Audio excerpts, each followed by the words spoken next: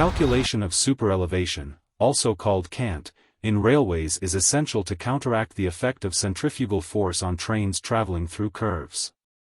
It ensures passenger comfort and reduces wear on tracks and wheels. Below are the steps and formula to calculate superelevation. Design speed: use the maximum permissible speed of trains on the curve. Equilibrium speed: superelevation is designed to balance the centrifugal force for the most frequent speed.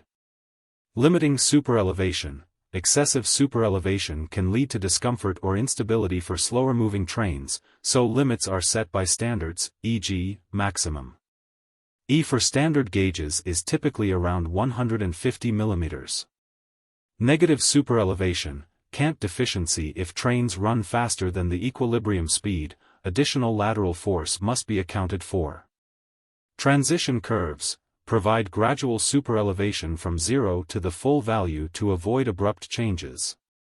Drainage: ensure the outer rail is properly supported to prevent water accumulation on tracks. Standards: always follow local railway engineering standards and codes for safety and efficiency. To accommodate mixed traffic, the superelevation is typically designed for speeds lower than the maximum permissible speed, balancing between freight and passenger trains. In practice, track designers allow for a degree of imbalance. Superelevation deficiency: Cant deficiency ensures faster trains are stable on curves. Superelevation excess: Cant excess accounts for slower-moving trains.